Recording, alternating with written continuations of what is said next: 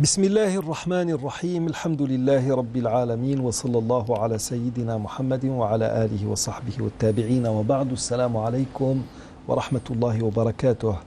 Au-delà du pèlerinage, de la fête du sacrifice, Eid al-Adha, le mois de Dhul Hijjah, à l'image ou à l'exemple des mois de Dhul Qa'da, Muharram et Rajab, est un mois sacré.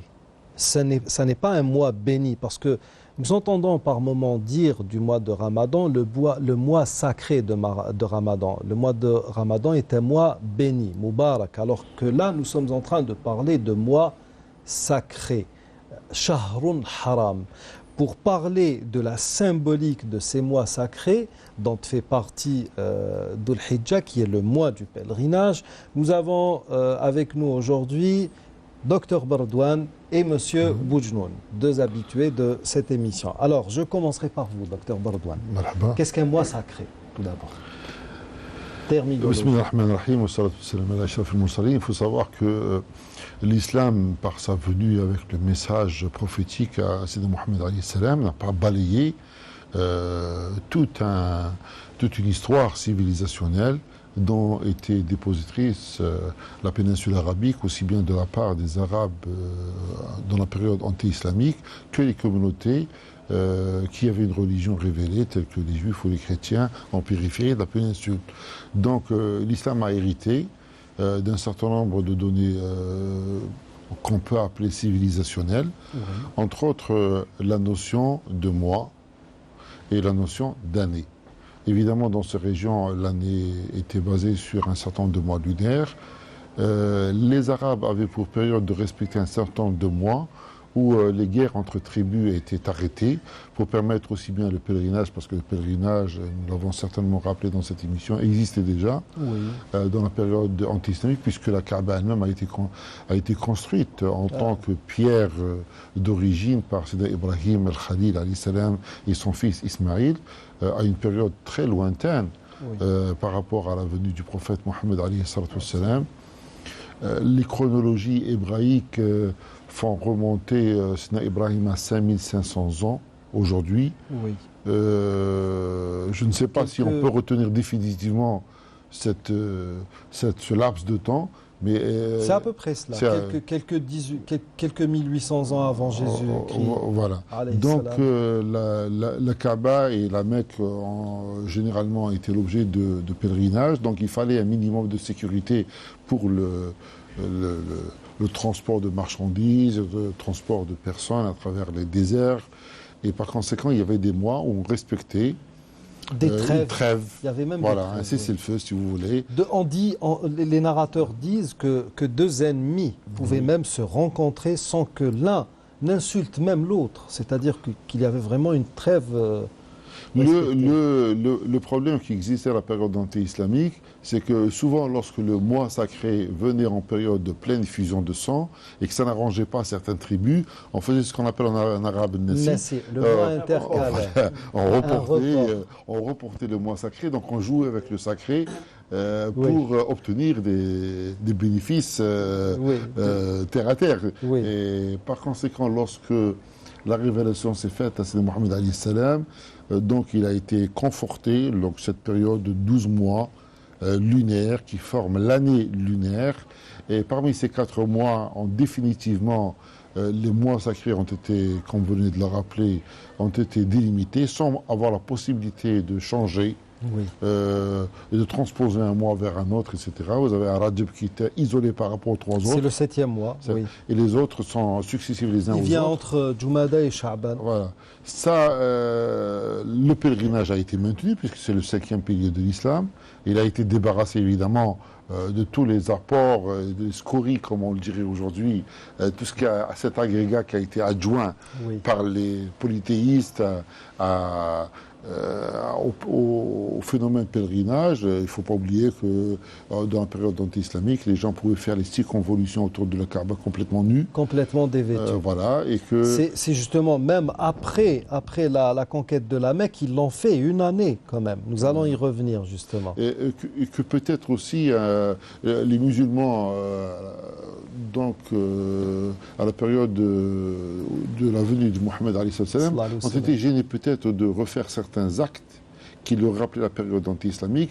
Et par exemple, le Coran est venu raffirmer la prépondérance de ces deux endroits tels que Safa ou le Marwa. Et il y en a parmi les signes de la puissance divine et de la rectitude de la religion. Et par conséquent, on n'a pas à se dire pourquoi est-ce que je refais peut-être certains parcours. Donc, il y a toute une symbolique, on y reviendra. L'islam n'est jamais venu pour balayer d'un revers de main tout l'apport civilisationnel des générations passées, y compris celui qui existait dans des religions monothéistes telles que la chrétienté, telles que la religion juive et le judaïsme. Simplement, il est venu pour remettre les gens sur la véritable voie, la voie de la rectitude et la voie de la véritable religion, débarrassée de tous les rajouts si vous voulez, retraits qui se sont faits à travers les âges et de toutes les manifestations qui n'ont rien à voir avec la religion, ou bien la prépondérance qu'ont pris certaines tribus ou certaines familles dans ces tribus, telles que certaines familles dans la tribu de Quraysh, qui avaient en gestion, si vous voulez, par exemple...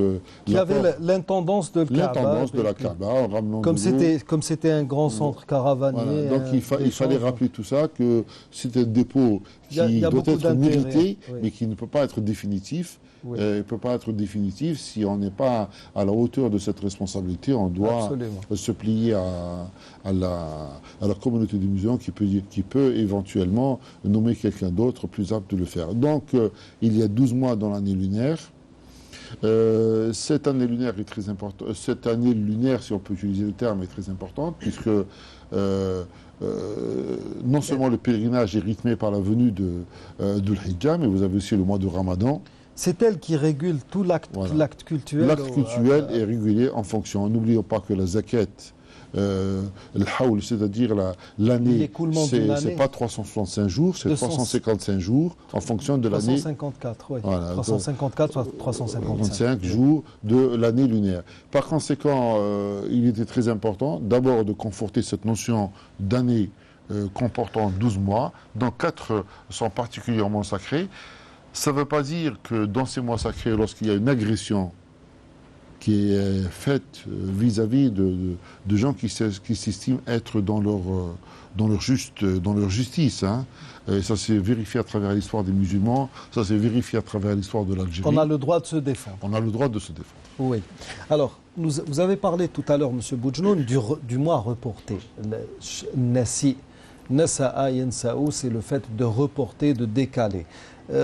Parmi les traductions qui ont été données à ce mois en tant que Nasi, c'est le mois intercalaire, parce qu'on venait justement le mettre entre 2 mois, qui étaient généralement, et c'était 2 mois sacrés, qui étaient généralement Dhul Hijjah et Muharram. Parce que bon, les mois sacrés, nous en avons 4.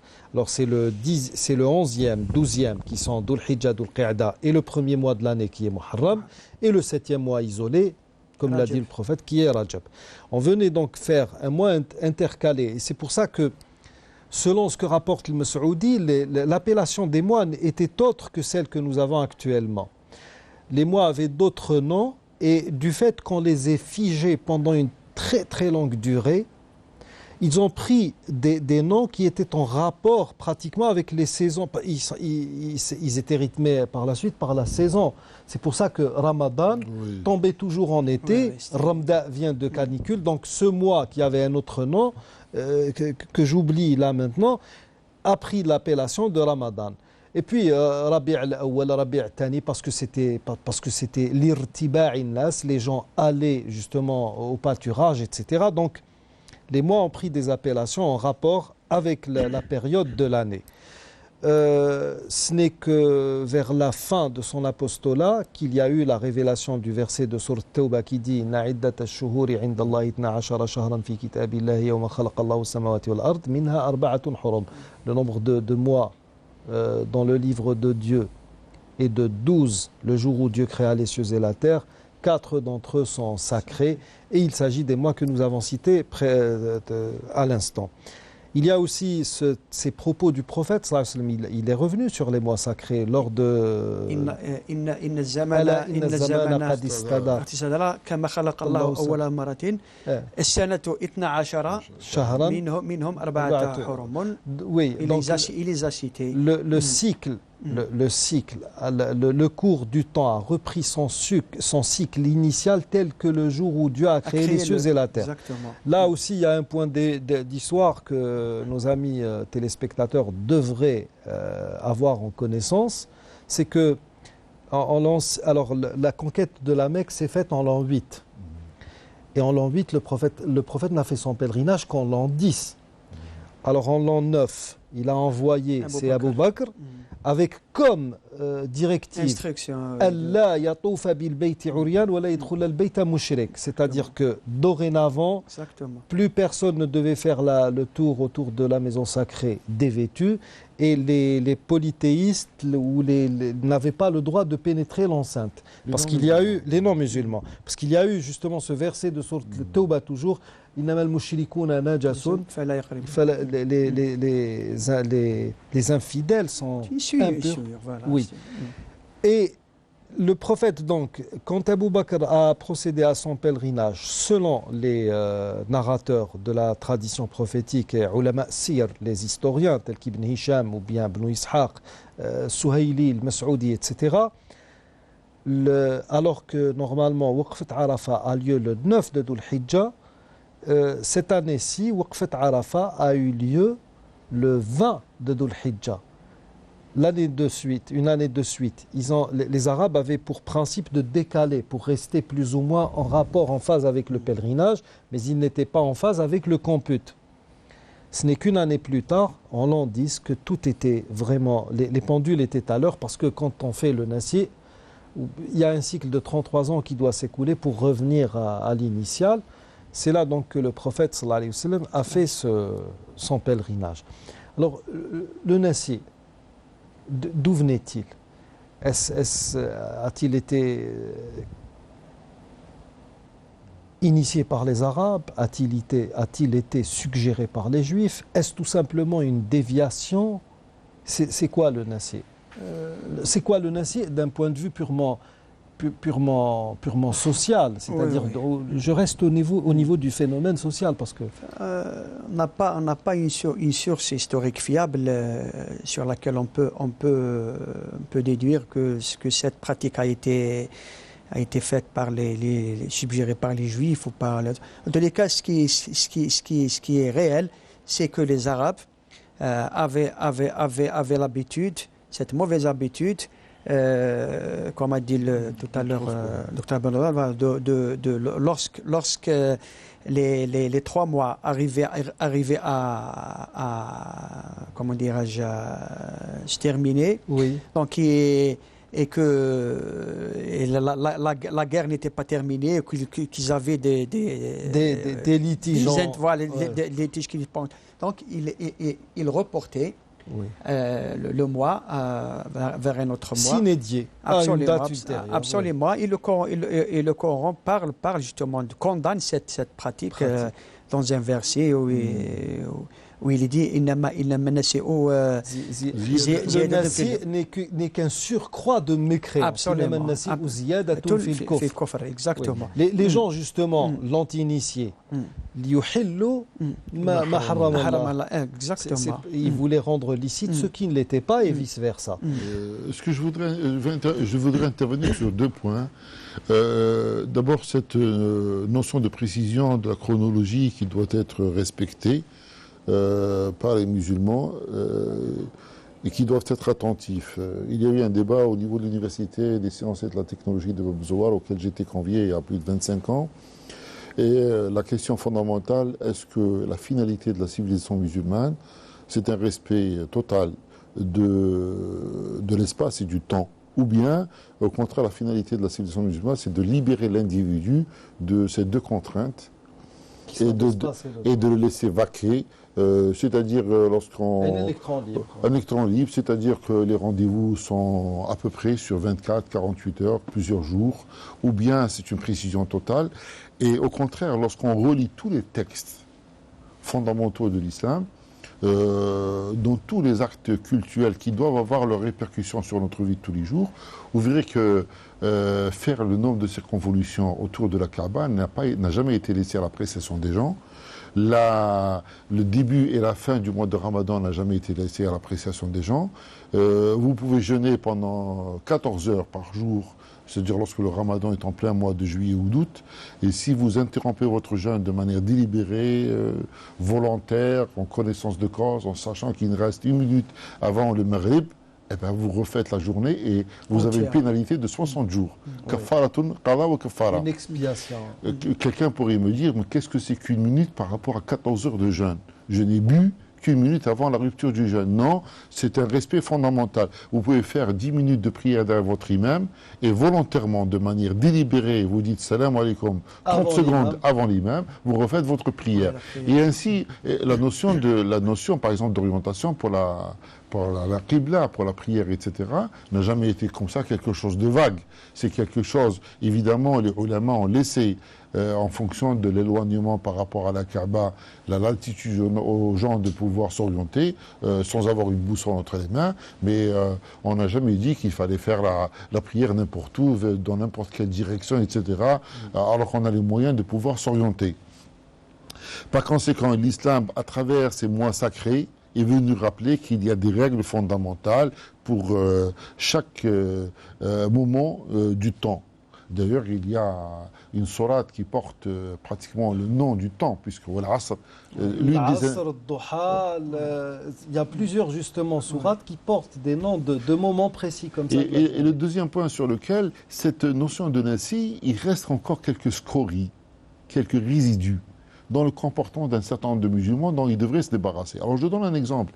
Beaucoup d'entre nous, par exemple, en particulier en Algérie et pendant des générations, ont voulu reporter un petit peu le pèlerinage vers la fin de la vie, ce qu'on estimait après 50-60 ans. Parce qu'on pensait que beaucoup de choses devenaient interdites une fois qu'on avait accompli le pèlerinage, alors que non, ce qui est interdit à pèlerinage, il était déjà interdit. Il est tout autant avant. Avant, c'est-à-dire que si on est commerçant et qu'on vole sur le poids de la marchandise, de tricher, etc., c'est aussi grave avant qu'après. Et par conséquent, cette notion de Nassi, il en reste quelque chose. Dans nos comportements, vous verrez des gens vous dire « Attention, je suis dans une mosquée, je ne devrais pas dire ceci ou ne pas faire cela ». Est-ce qu'on peut le dire, cette chose-là, une fois qu'on est à l'extérieur de la mosquée, qu'on a mis les 2 pieds dehors, on peut faire de la médisance ou on peut dire des choses qui ne sont pas véridiques, etc. Donc, il me semble que tous ces comportements négatifs dont nous avons souvent parlé dans notre émission sont une forme de Nassi. Oui. Voilà.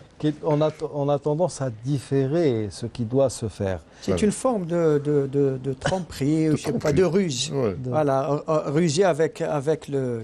Oui, mais justement, le temps, comme l'a dit, il y a des hadiths qui disent que Dieu, dans des hadiths qudsi, la tasubbu ad-dahra fa inna Allah huwa ad-dahr ou bien fa inni ana ad-dahr. N'insultez pas le temps, car le temps c'est moi, c'est Dieu qui parle. Donc on peut miser sur tout ce qu'on veut, sauf sur... D'ailleurs, même en physique, le temps est une constante qui ne ressemble pas aux autres. Il a beaucoup de particularités. Mais en parlant justement de ce temps, ces mois, dits mois sacrés, sont très propices aux actes de dévotion. Il y a le jeûne, il y a, mis à part le mois du pèlerinage où il y a Eid al-Adha et le pèlerinage, pour le reste, c'est surtout le jeûne. C'est ce qui caractérise, parce qu'avec Muharram, il va y avoir aussi Ashura, qui est le 10e jour du 3e mois consécutif sacré, donc le prochain mois. Donc, comment justement profiter du temps ou mettre ce temps à contribution pendant ces mois sacrés de Muharram. Tout d'abord, il faudrait préciser que ces mois, les mérites de ces mois sont cités dans le Coran. Notamment, puisqu'on se trouve au mois de Dhul Hijjah, donc les 10 derniers jours de Dhul Hijjah, il y a le verset du Coran dans la sourate Al-Fajr qui dit On parle ici des 10 premiers jours. Des 10 premiers jours. Ibn Abbas radiallahu anhu dit dans son commentaire de ce verset qu'il s'agit des 10 premiers jours de Dhul Hijjah. Voilà. Et même, il y a même un autre hadith d'Ibn Abbas où il dit que justement les 10 jours auxquels dont fait allusion le verset sont les 10 premiers jours de l'Hijjah. Il dit le Shafi'i, c'est le jour du sacrifice, oui. C'est-à-dire l'Adha, et le Witr, il dit c'est le jour d'Arafat, de la station d'Arafat. Oui. Exactement. Voilà. Donc ça c'est un commentaire d'Ibn Abbas radiallahu anhu de ce verset-là. Donc effectivement, ces mois, et surtout ce mois de Dhul Hijjah qui coïncide avec le pèlerinage à la maison de Dieu. C'est un mois qui est propice surtout aux évocations et aux invocations de Dieu. D'accord. Donc c'est un mois où le prophète sallallahu alayhi wa sallam justement recommanda à sa communauté de multiplier les évocations. Exactement. Il n'y a pas des jours où l'acte de dévotion ou bien les bonnes œuvres sont aussi Justement, j'ai ce hadith ici devant moi. Le prophète sallallahu alayhi wa sallam dit il n'y a pas de jour où les bonnes actions sont plus aimées de Dieu que ces jours. Bon, les compagnons, ils lui ont dit même pas même le djihad. Pas même le djihad. Qu'est-ce qu'il leur a répondu? Il leur a dit pas même le djihad, sauf s'il s'agit d'un homme qui part combattre en offrant sa vie, et c'est bien. Et qui revient sans aucun. C'est-à-dire qu'il est tué au combat. Absolument. C'est-à-dire qu'il est tué au combat. Donc c'est dire les mérites de l'évocation de Dieu et de l'invocation de Dieu durant ces mois sacrés. D'accord. Alors, si tu permets, Kamal, je voudrais rajouter 2 points sur cette notion de mois sacré. Si on peut utiliser ce terme de sacré. Oui, nous sommes dans un... Justement, je disais que il y a des erreurs pour le mois de Ramadan. Okay. Beaucoup disent le mois sacré de Ramadan, alors qu'on devrait dire le mois béni de Ramadan. Là, c'est vraiment un mois sacré, parce que ça engage beaucoup de choses, le mot sacré. Cette notion de mois sacré introduit une notion fondamentale dans la civilisation arabo-musulmane, arabe par sa langue, musulmane par sa foi, c'est la présence du sacré, du spirituel dans le temporel. Il n'y a pas de laïcité en islam, au sens occidental du terme. C'est-à-dire que vous êtes sur un parcours de temps, de 12 mois, et voilà le mois de Ramadan, donc vous avez l'irruption du spirituel dans le temporel. À tout moment. Deuxième notion importante, c'est que le temps dans la notion musulmane n'est pas, si vous voulez, une ligne d'égale valeur. L'individu, chacun d'entre nous, peut être attentif au cultuel, peut présenter un certain nombre d'actes de dévotion, mais vous savez, la vie est faite ainsi, vous avez des hauts et des bas. Et vous avez des périodes, vous avez des jours, le vendredi, vous avez des mois, où vous avez la valeur surajoutée à vos actes de piété qui vous permettent de rattraper. Dieu a fait une donation à la communauté du prophète alayhi salam en leur permettant par exemple d'avoir une nuit, Laylatul Qadr, khayrun min alfi shahr. Oui. S'ils se trouvent en état, ça ne veut pas dire qu'ils vont abandonner les actes de piété pendant le reste des nuits et des jours, mais ils ont des occasions particulières. C'est des stations privilégiées. C'est des stations, voilà. Vous avez des moments dans la journée, vous avez une journée dans la semaine, vous avez des mois dans l'année, vous avez des lieux aussi. Et il y a justement, il y a 10 jours de Dhul Hijjah qui ont la préférence pendant tous ces 4 mois sacrés, et ces mêmes 4 mois sacrés sont préférables au reste de l'année. Aux 12 autres mois qui ne contiendraient pas ces cas. Donc l'occasion a été offerte par le Créateur Allah subhanahu wa ta'ala à tout être humain qui a pu être défaillant pendant un certain nombre de mois dans son parcours existentiel, dans ses rapports dans ses rapports au Créateur, de pouvoir se rattraper et même dépasser si jamais il fait des actes de piété qui sont... vous savez que, par exemple, un acte de piété fait au niveau de Mecca, au niveau du Haram Mekki, vaut 100 000 par rapport Une prière vaut 100 000 voilà, par rapport à d'autres par rapport à un prières. autre endroit. Une prière faite au niveau de la mosquée du prophète, alayhi salam, une prière faite au niveau du Masjid al-Aqsa, etc. Et nous avons ainsi des occasions qui sont offertes par le Créateur. Le temps n'est pas quelque chose de figé, quelque chose de linéaire. Nous avons l'occasion de pouvoir nous rattraper à certaines occasions, entre autres ces 10 premiers jours du mois de Dhul Hijjah. D'accord. Si vous permettez.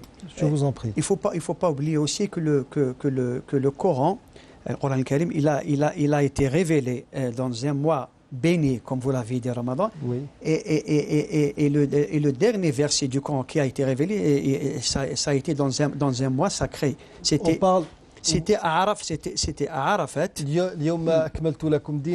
Bon, il y a un avis qui dit cela, mais les avis les plus prépondérants parlent surtout des versets du Mirat. Non, justement, il y a un hadith où un juif est venu voir un juif, il a dit à Omar ibn Khattab, vous avez un verset que vous récitez souvent. S'il nous a été révélé à nous en aurions fait un jour de fête. Omar ibn Khattab lui dit, quel est ce verset? Il lui a dit justement, aujourd'hui je vous ai accompli, j'ai parachevé votre religion, j'ai accompli sur vous mes bienfaits et je vous ai agréé l'islam comme religion. Omar ibn Khattab, qu'est-ce qu'il a répondu? Il a répondu, je sais, par Dieu, je sais où ce verset a été révélé et quel est le jour où il a été révélé. Il a été révélé un jour de vendredi à Arafat. Et c'était la nuit de la veille d'Arafat. Et on en a fait une double fête. Absolument. Il y a d'autres versions, bien sûr. Qui disent que ce sont d'autres. Alors là, justement, tous ces bienfaits, comme l'a dit Dr Bardouane. Alors, Dr Bardouane a l'habitude de répondre à des questions qui lui viennent de tous bords et de toutes les directions. Oui. Et vous êtes versé beaucoup plus dans l'écriture qui a rapport avec ce que nous avons tendance à appeler en langue arabe le fikr. Vous êtes beaucoup plus versé dans des domaines de réflexion. Le problème, c'est que vous souffrez tous les deux de cette perte des priorités ou de cette valeur d'échelle qui devrait exister chez les musulmans.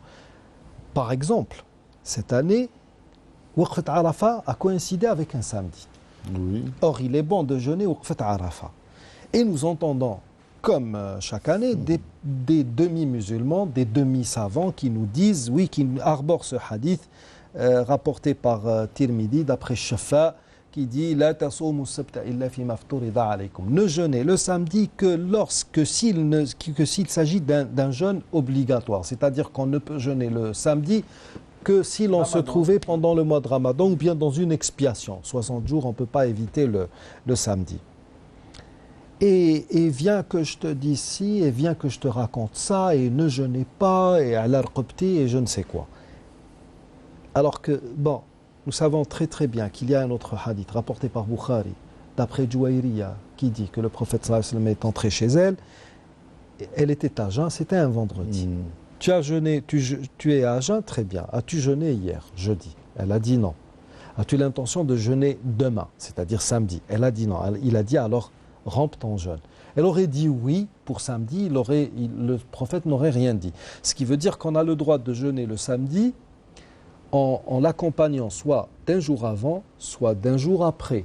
Pourquoi? Parce que le jeûne le samedi était un jour vénéré par les Juifs et nous sommes tenus, musulmans, en vertu de ce hadith qui dit « Distinguez-vous des Juifs et des chrétiens de ne pas vénérer ce jour ». Le seul jour auquel nous accordons de l'importance pendant la semaine, c'est le vendredi. Et même ce jour de vendredi, nous ne sommes pas tenus de le jeûner ou de passer à des prières surérogatoires nocturnes spécialement pour cette journée parce que la chose ne nous a pas été édictée par un texte.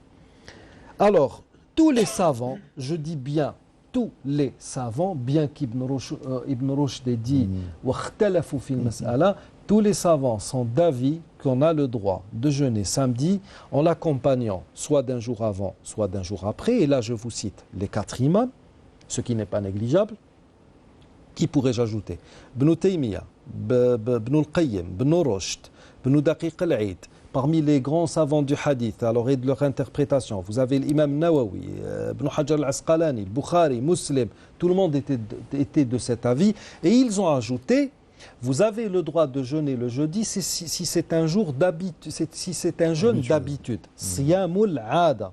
Par exemple, quelqu'un se dit, moi, dorénavant, je jeûnerai tous les débuts de mois, ou bien toutes les fins de mois, ou bien tous les milieux.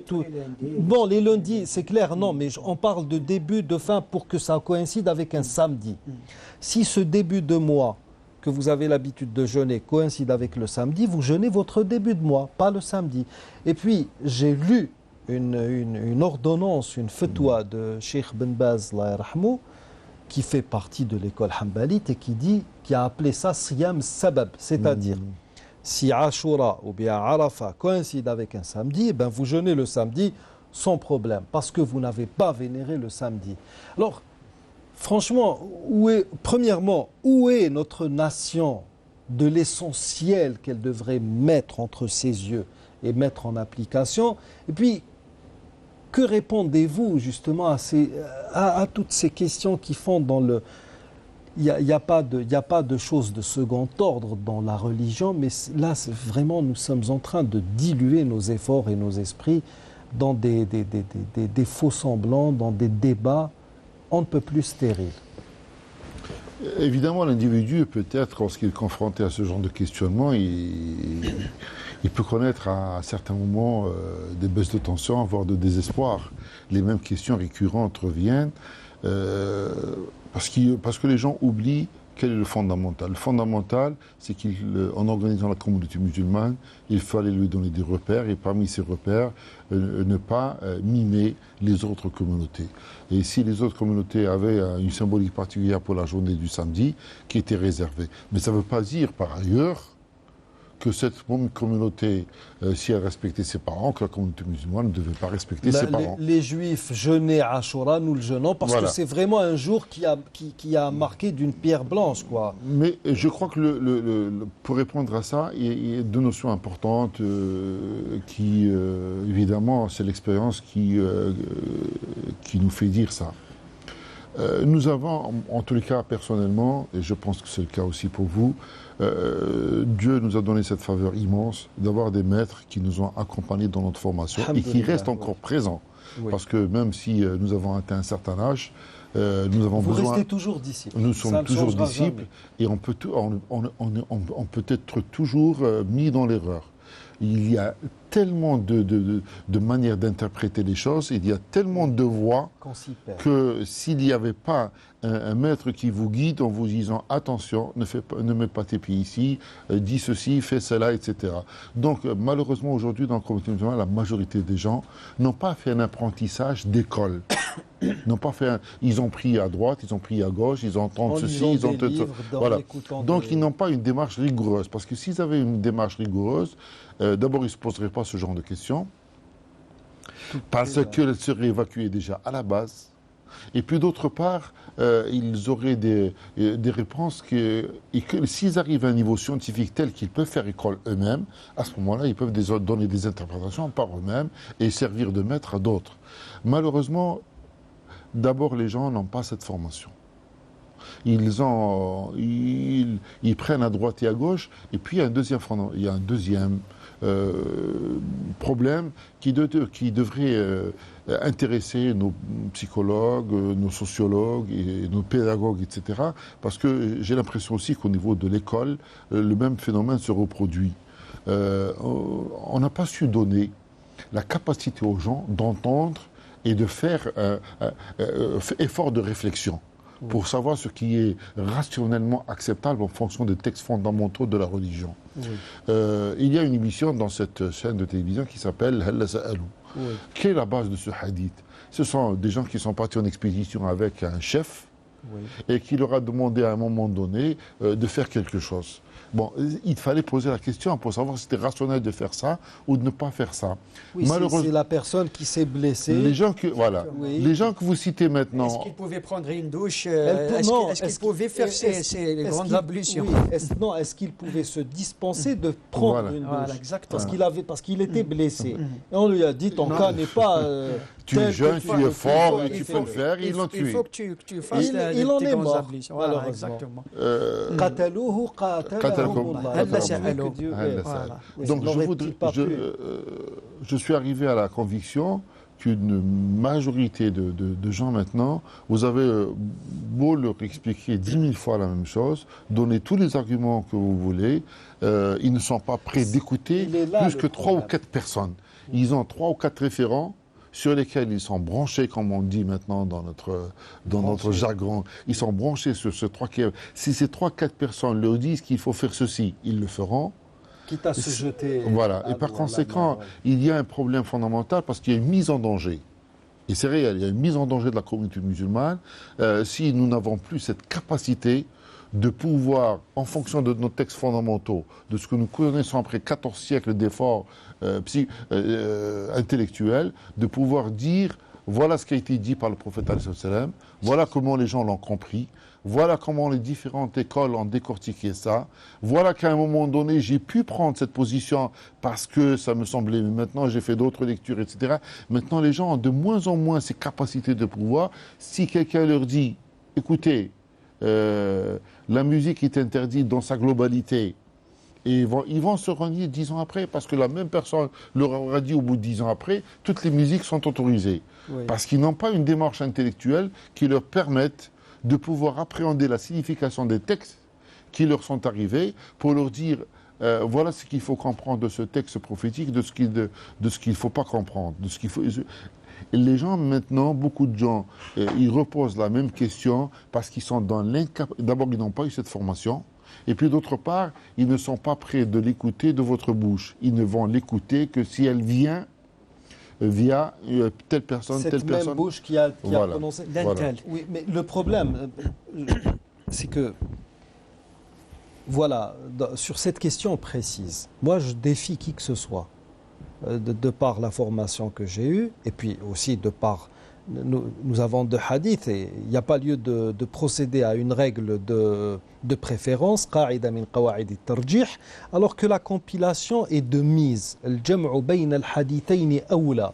D'autant plus que ce hadith qu'on prend comme argument, il a été décrété abrogé par certains, bien qu'il n'y a pas rien ne permet de confirmer cela, parce que nous ne savons pas lequel des deux hadiths a été dit avant l'autre, mais nous avons un hadith de Bukhari qui jouit de beaucoup plus de puissance. L'imam Malik disait de ce hadith qui dit la tasumu sabta, ne jeûnez le samedi que s'il s'agit d'un jeûne obligatoire, il a dit hada hadithun himsi. C'est-à-dire qu'il l'a carrément qualifié de faux, de mensonger. Mais bon, il a été établi que c'est un hadith authentique, sa transmission a été vérifiée. Et puis, même sur le plan technique, il y a matière à argumenter l'avis que je viens de donner. C'est-à-dire qu'on a le droit de jeûner, et tous les savants l'ont dit, tous, sans exception. Je ne connais pas à ce jour, mis à part Cheikh Nasruddin Al-Albani, Allah yarhamou, qui a dit le contraire. Il a préféré opter pour une règle de qa'ida min qawa'id tarjih, une règle de préférence qui dit que l'interdit prime sur ce qui est autorisé. Al-hadru muqaddamun ala al-amr. Et là, il se contredit dans beaucoup d'autres questions. Allah yarhamou ala kulli hal. C'était son avis. Je le respecte. À la limite, si vous n'avez pas envie de jeûner, ne le jeûnez pas, mais ne jetez pas ce poison qu'est la polémique qui ne cesse de miner la nation musulmane. Et comme le disait donc Dr Bardouane, ces personnes-là ne sont prédisposées qu'à écouter un seul son de cloche ou bien une seule source. Mais le problème, c'est que, vous l'avez remarqué comme moi, ces mêmes gens qui faisaient office de référence, au bout d'un certain nombre d'années, on a entendu ces mêmes personnes dire « Ah, un tel, ne l'écoutez plus. Ce ne sont plus des références. » Alors, qu'est-ce qui est en train de se produire dans cette nation? On est en train de monter, d'ériger des symboles, les détruire. C'est un travail de sape, c'est pour jeter le discrédit sur tout ce qui a trait à l'islam, c'est quoi? Avant cela, justement, moi, je pense qu'on est en train de vivre à la même période qu'avait vécu Mohamed al-Ghazali, rahimahullah, lorsqu'il a écrit son Ihya Ulumuddin. Oui. C'est une période où l'aspect littéral et de l'islam de la foi, légaliste, il est en train de prendre le pas sur l'aspect spirituel, l'approfondissement de la foi, l'introspection. Donc, malheureusement, pour beaucoup de musulmans, l'islam est devenu un ensemble pratiquement d'interdits, de gestes, d'interdits, alors que l'essentiel est oublié au profit de l'accessoire. Excusez-moi, bien qu'il n'y ait pas d'accessoire. Absolument, bien qu'il n'y ait pas, mais en islam, il y a bien sûr... La médiocrité est telle que certaines choses de valeur deviennent carrément accessoires. Exactement. Justement, voilà, donc Abu Hamid Ghazali, il a remarqué aussi à son époque que les gens vivaient aussi là. Donc il a écrit son célèbre Ihya Ulumuddin pour leur dire, écoutez, l'islam, la foi, c'est avant tout une introspection de la foi, l'islam. C'est approfondir sa foi, c'est vivre sa foi, la vivre avec dévotion, avec dévouement à Dieu, sentir la présence de Dieu dans sa vie quotidienne, etc. Oui. Mais malheureusement, l'islam est devenu un ensemble de gestes mécaniques. On insiste plus sur l'habillement que sur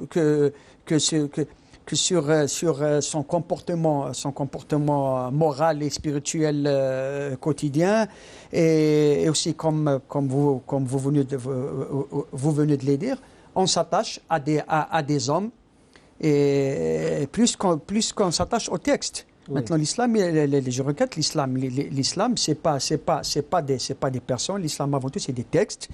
Et puis, même pour les personnes qui ont interprété le Coran et la Sunna, il y a heureusement, et c'est un avantage pour nous, il y a absolument, il y a une multitude d'avis, aussi véridiques les uns que les autres. Et c'est aux musulmans de choisir l'avis qui lui sied le mieux, sans essayer de forcer de minimiser l'autre, ou de forcer les autres à suivre son avis ou l'avis qu'il a choisi lui-même. Voilà. Si tout le monde se comporte de cette façon-là, à ma foi, j'imagine que notre pratique de l'islam ne se portera que mieux. Inch'Allah. Voilà. Alors, Ibn Rushd a dit une fois, les compagnons du prophète se sont divergés. Les gens qui sont venus après eux ont fait la même chose. Ibn Taymiyyah disait كان الصحابة يختلفون قولا وعملا مع بقاء الألفة والمودة وأخوة الدين. Ils divergeaient autant au niveau de la connaissance qu'au niveau de la pratique elle-même. C'est-à-dire qu'ils n'avaient pas les mêmes pratiques religieuses. Mais en dépit de cela, la bonté, sont restés frères, ils étaient, très proches les uns des autres. La fraternité religieuse n'a pas été... Oui. Et puis nous avons, en parlant des personnes qui sont devenues... Certaines personnes sont devenues des icônes pour une catégorie de gens sans culture. C'est des incultes, je suis désolé de le dire de manière aussi crue. Et l'imam Malik, une fois, était hors de lui. Il est sorti de la mosquée, il a dit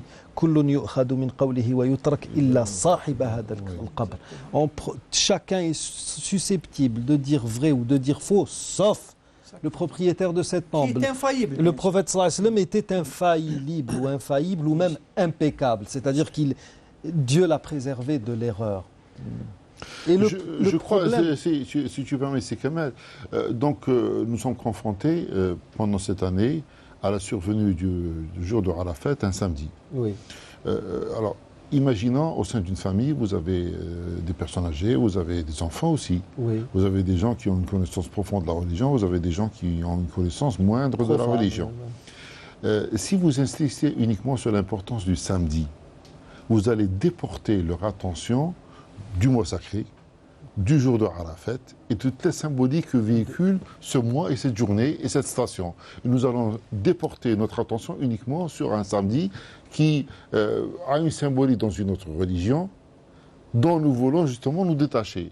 Alors, les gens qui fixent leurs propos uniquement sur l'importance du samedi et que c'est un samedi risquent de dénaturer la véritable valeur du jour de Arafat et du mois de Dhul Hijjah chez les enfants et chez les gens qui ont une connaissance moindre de la religion. Et fixer leur attention simplement sur peut-être un phénomène, si par ailleurs rien n'avait été dit, parce qu'il n'y a pas une communauté juive importante, par exemple en Algérie, et c'est pour eux quelque chose de tout à fait inapparent, parce qu'ils n'ont pas un voisin qui jeûne ce jour-là, et qui serait juif, et dont ils vont dire, attention, je ne jeûne pas pour être différent de lui. C'est peut-être certaines communautés palestiniennes, dans certaines villes en Palestine occupée, etc.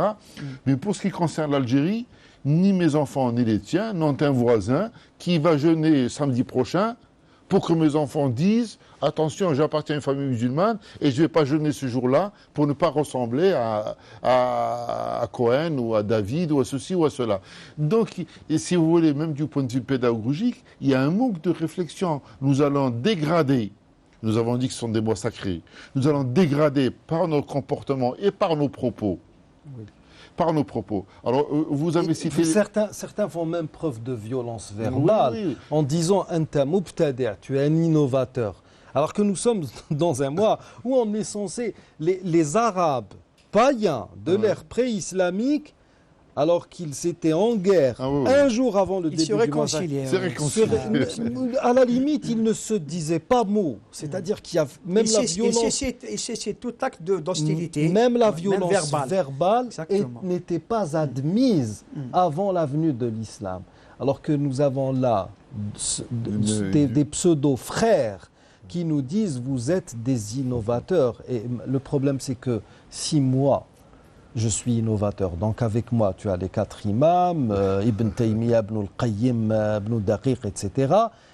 Mais si je ne le suis pas, bu'tabiha, si quelqu'un dit à quelqu'un, tu es un abjuré, ou bien tu es un hypocrite, et par aussi, min qiyasan, par analogie, anta mubtadi', tu es un innovateur.